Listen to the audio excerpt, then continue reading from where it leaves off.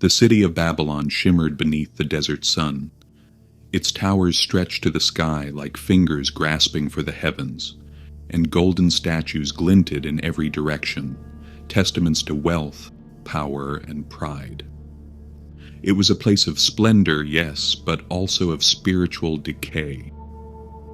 A city fueled by politics, sorcery, and ambition. And right in the middle of it all lived a man named Daniel. He was not Babylonian by blood. He had been taken from his homeland as a youth, a captive of conquest. Yet over the years he rose, not through bribery or cunning, but through wisdom, humility, and unwavering faith. Daniel served kings, he advised leaders, but he never forgot who he truly served. Every morning, noon, and night, Daniel knelt in front of his window, facing Jerusalem. His prayers weren't for display, they were lifelines, threads connecting him to his true home, to his God. And despite everything, despite exile, foreign rule, and cultural pressure, he never stopped. Under the reign of King Darius, Daniel's wisdom had earned him a position of immense influence. The king respected him deeply, and had plans to make him second only to himself. But such favor did not go unnoticed. The other officials, governors, princes, satraps, watched Daniel with narrowed eyes. They saw his influence as a threat. But more than that, they saw his integrity as a wall they couldn't climb. He didn't cheat, he didn't lie, he didn't play the game. They knew they would never find fault in his work. So they turned their eyes toward his faith. They approached King Darius with flattery and deceit. "O king, live forever," they began, their voices dripping with false loyalty. "Let us honor you as the people's one true source of power. Issue a decree that for 30 days no one may pray to any god or man except you. Anyone who disobeys will be thrown into the lion's den." Darius, blinded by pride and unaware of their trap, agreed.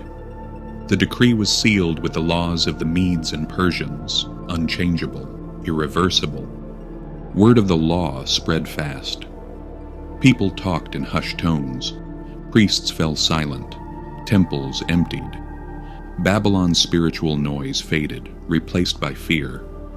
But Daniel, he did what he had always done. He walked to his room, opened the window, knelt, and prayed. He didn't pray for rescue. He didn't pray for favor. He prayed because he trusted. Because faith wasn't something he turned on and off for convenience.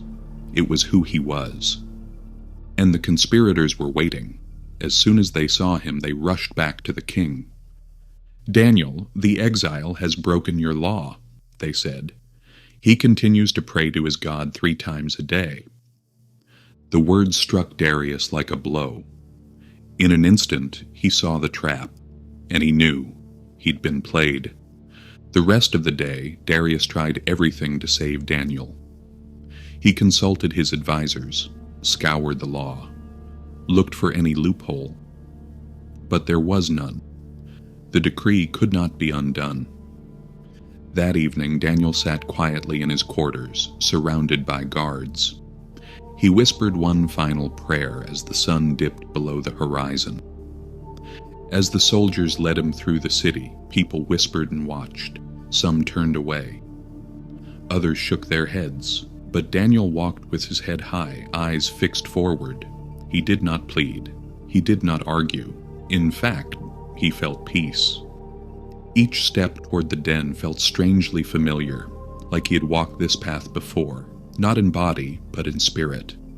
He had faced lions before, not with fangs or claws, but with threats and pressure, and God had always been with him. They arrived at the den, a pit carved into the earth, deep, dark. The roars of lions echoed from within, low, guttural, terrifying. Their eyes glowed in the shadows, their hunger palpable. Daniel peered into the abyss. He could feel their breath, hear the scrape of claw against stone. The king approached, grief etched into every line of his face. "Your God, whom you serve continually," he said, voice breaking, "may he deliver you."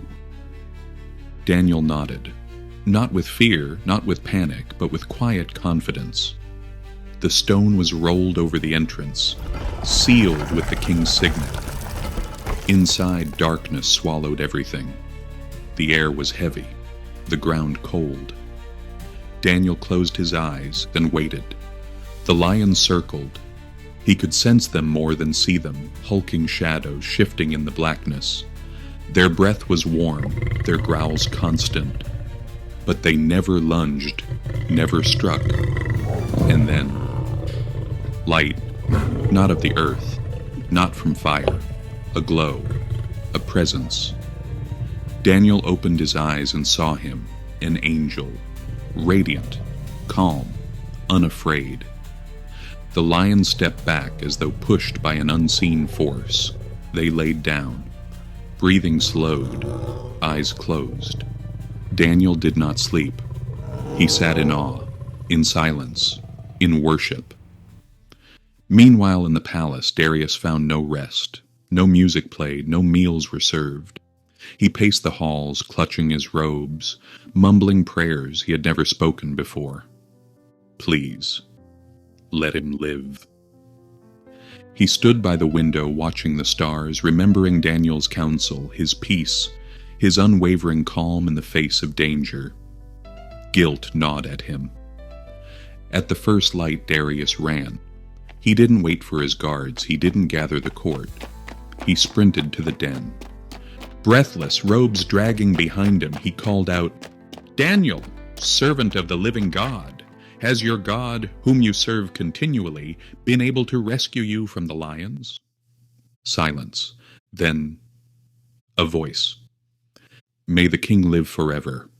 My God sent his angel. He shut the mouth of the lions. They have not hurt me, because I was found innocent in his sight, and also in yours, O king." Joy and awe crashed over Darius like a wave. He commanded that Daniel be lifted from the den immediately. The stone rolled away and Daniel emerged, untouched. Not a scratch, not a bruise, not a thread of his garment torn. As Daniel stood in the morning light, the people who once whispered now wept. Even the guards knelt. The story of the God who rescued his servant spread through the city like wildfire. But the story didn't end there.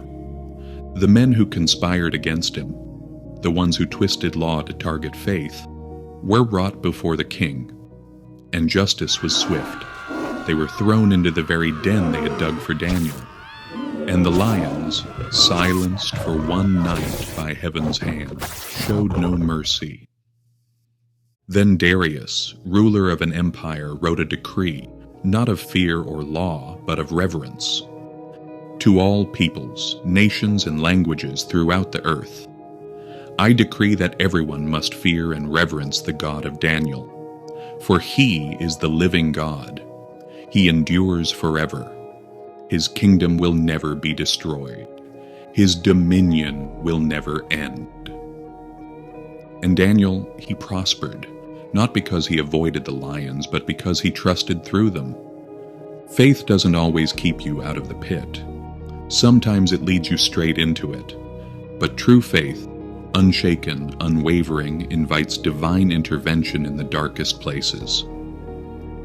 Daniel's story isn't just about surviving lions. It's about standing when the world demands you kneel. It's about trusting when escape is impossible. It's about knowing that the same God who allows the test is the one who walks through it with you. And maybe, just maybe, when the world sets its traps, when the darkness surrounds you, when the roar of lions closes in, your faith might echo in heaven loud enough to send an angel. Thank you for joining us on this journey through God's timeless stories. Each story we share is a reminder that though the world may change, His word endures forever. If today's story spoke to you, leave a like, share it with someone who needs encouragement, and don't forget to subscribe for more powerful journeys through Scripture. New episodes release every Friday. Until next time, keep walking by faith. And remember, every story is part of a greater story, the story God is still writing in you.